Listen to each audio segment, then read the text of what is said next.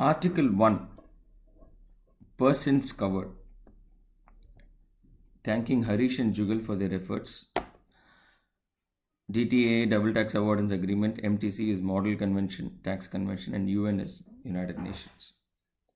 So this is the agenda, friends. We shall be looking at Article 1.1, 1.2 and 1.3 of the UN Model Convention with some specific examples.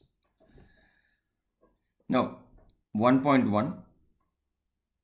This convention shall apply to persons who are residents of one or both of the contracting states. You would see, when we saw earlier, every DTA, like how an act is structured with sections, DTAs have articles. And these articles can be categorized as general articles, which talk about concepts, specific tax provisions, and administrative provisions. Now, Article 1.1 talks about applicability of the convention, more like a scope. If you take FEMA, for example, it talks about covers foreign exchange transactions into or from India. Likewise, if you look at Income Tax Act, taxing incomes of incomes generated out of India or of persons who are residents in India. Likewise, a DTA is a convention which will apply to persons who are residents of one or both of the contracting states. Now, this is where the first issue starts. If you are reading it for the first time, you would understand, you would come to a conclusion. How is it possible for someone to be a resident of more than one contracting state? Yes, it is very much possible. We shall go through the process to understand how it actually works. So, if we were to try and dissect Article 1.1, it focuses on the scope of persons who are eligible to use the benefits. So, if I were to look at a DTA, the basic criterion is I should be a resident of either of the countries or both the countries for using a DTA.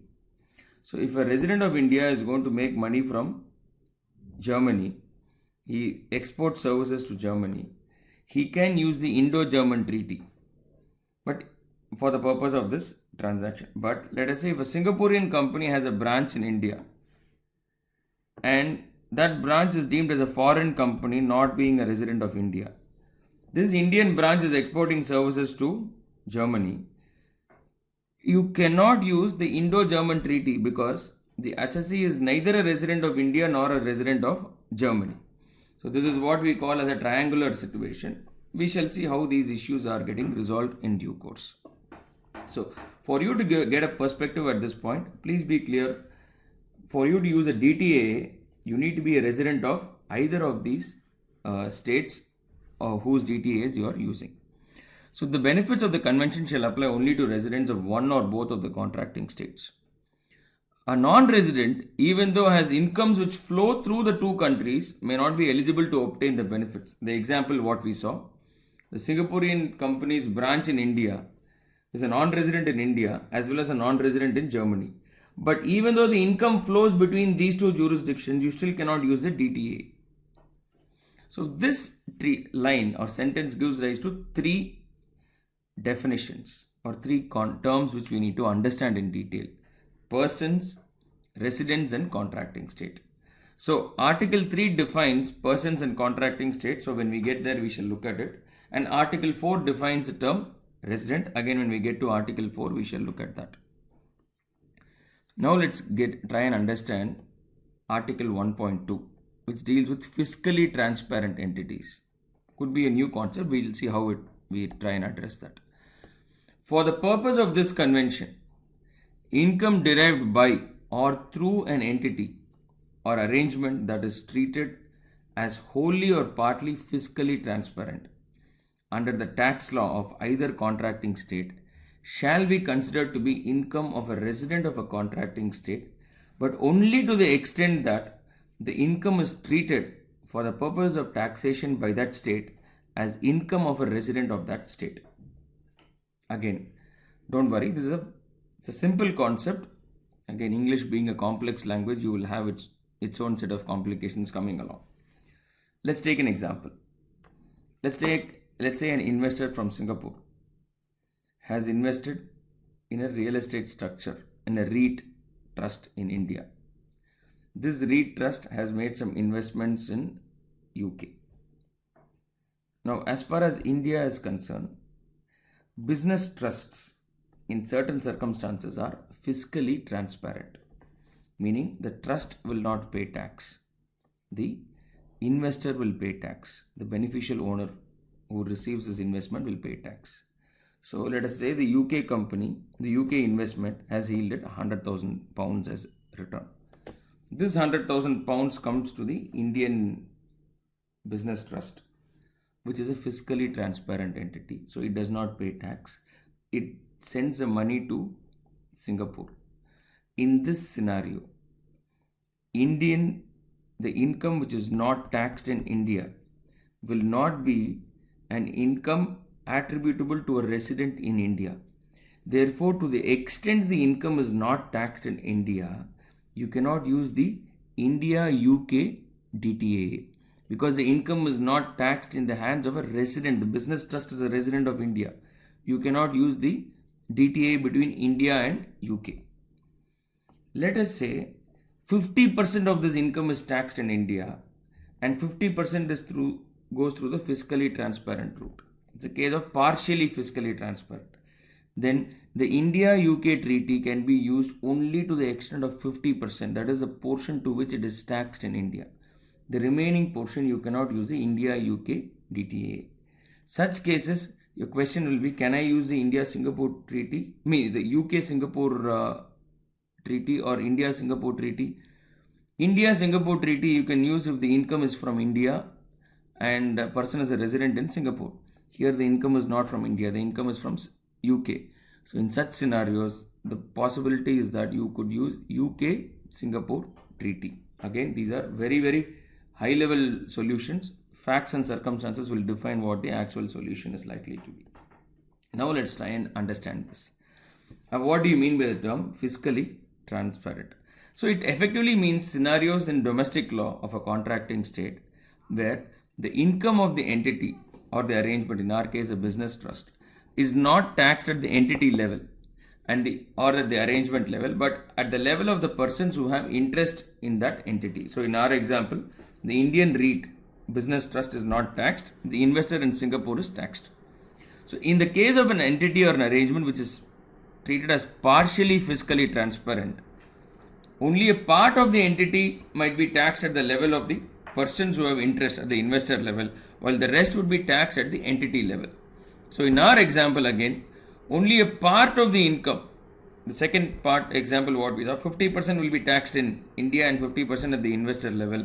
Only that 50% will be treated as income attributable to the trust or the business trust or the REIT as you call it, and to that extent you can use the DTA between the residence country of the trust and the source of income. Where the income moves out, it goes to the investor. The possibility would be to use the residence country of the investor, which in our example is Singapore, and the source country, which is UK. So this provision 1.2 analyzes a very special situation of fiscally transparent entities, which could be partnerships or trusts. And an important question here is, should the partnership be allowed to use the benefits of the convention? The answer, based on what we have seen, if under the laws of a contracting state, the partnerships are taxable entities where a partnership could qualify as a resident if it is fiscally transparent in the domestic, as per the domestic laws of the country of residence, and partners are taxed, then the provisions of the convention should be applied at the partner level. In our example, it should be applicable at the level of the investor. However, for you to get the benefits of a treaty, the resident has to satisfy additional conditions which could be set forth in any treaty, such as beneficial ownership, limitation of benefit, principal purpose test. We'll be seeing all these concepts at a later point. What I'm trying to say is, a person being eligible for a treaty is not taken for granted. There could be certain various other conditions. For example, at one point, India-Singapore treaty, for you to get the benefit, you had to have certain minimum certain expenditure, fulfill certain expenditure thresholds in Singapore, fulfill certain minimum substance test in Singapore. because otherwise anyone will form a company and get a TRC, and TRC is tax residency certificate, and get the benefit. So that's why treaties have put in additional safeguards to prevent treaty abuse. If we are to look at model convention, the wide differences in the views of OECD member countries stem from the fact that the domestic laws treat partnerships in different ways. Even in India, a regular partnership is taxed at the entity level, income is exempt at the hands of the partner. Whereas at a business trust level, now it's actually optional. Trust can either pay tax or it can be a fiscally transparent entity. That's after the DDT episode, this amendment has happened. In some OECD countries, partnerships are treated as taxable units, sometimes even as companies, while other OECD countries do not tax partnerships as such and only tax individual partners on their shares of income. So similar differences in the tax treatment of partnerships exist even in developing economies. India is a classic case. So therefore, the intent of Para 2, Article 1.2 is to set the principles in motion so that these could apply based on ground level realities at the domestic tax law level. Now let's look at 1.3, exceptions to the applicability. This convention shall not affect the taxation by a contracting state of its residents, except with the respect of the benefits granted under certain specific articles. We shall see what these specific articles are. But before that, you need to understand what do you mean by these exceptions to the applicability. Now, a person who is a resident of a country goes abroad and earns income. In our example, what we originally saw, an Indian individual renders a technical service to a German company, and he makes money from Germany.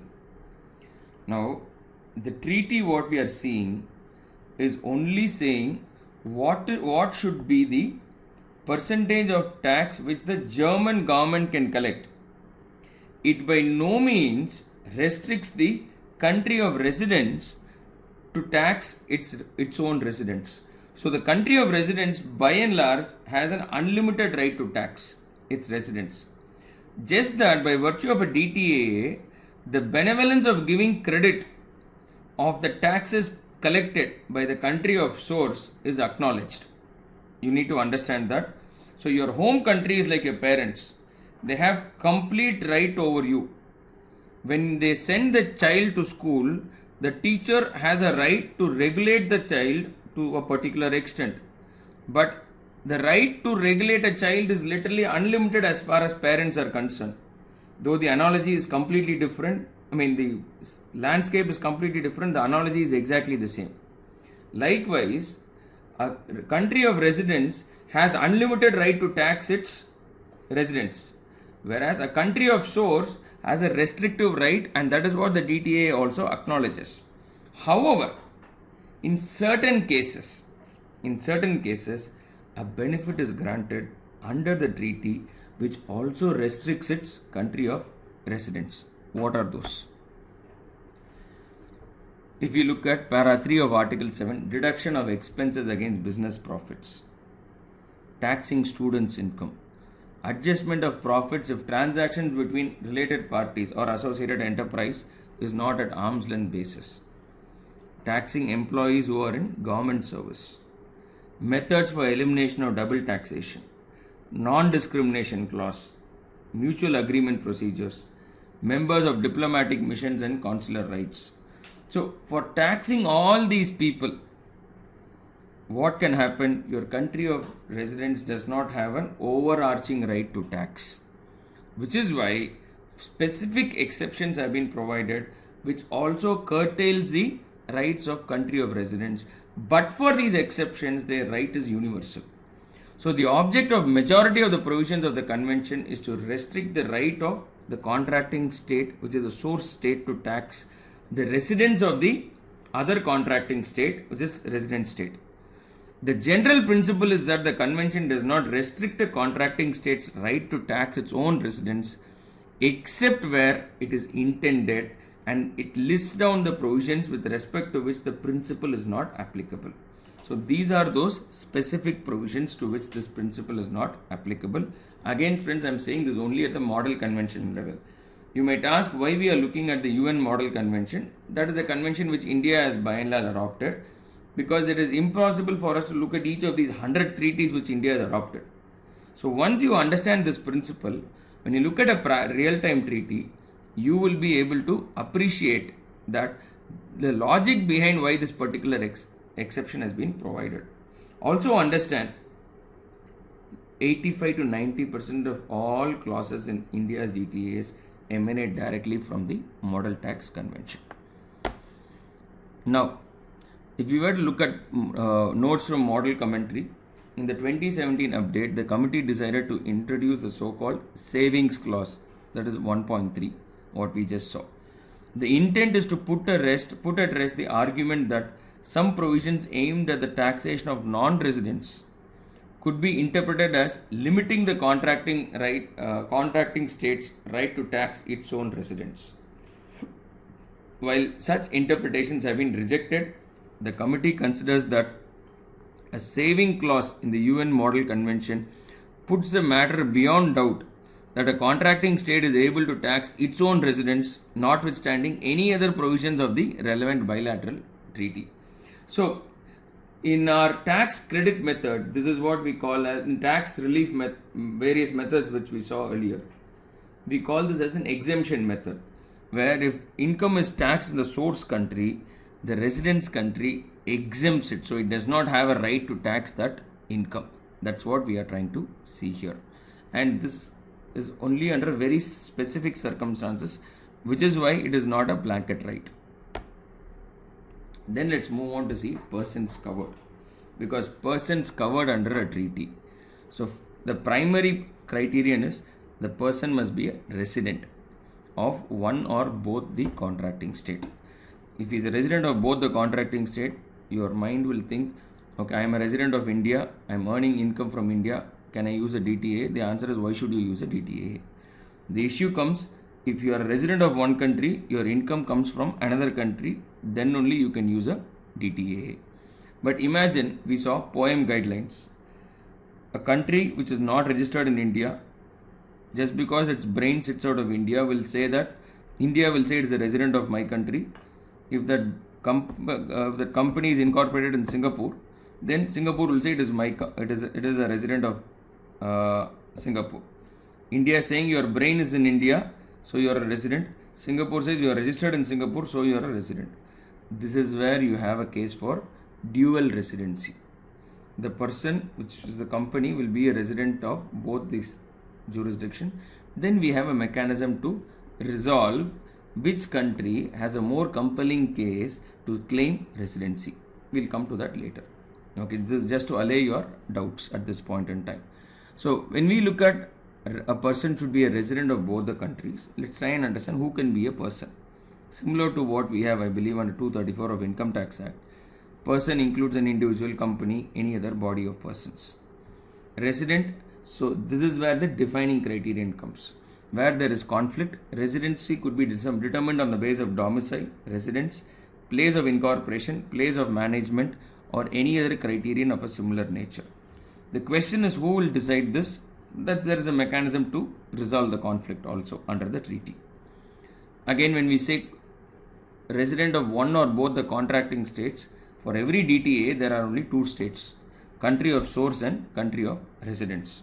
So the SSC has to be a resident of either of these two states for a DTA to be covered. So these were some of the thoughts or the relevant discussions on Article 1. Thank you.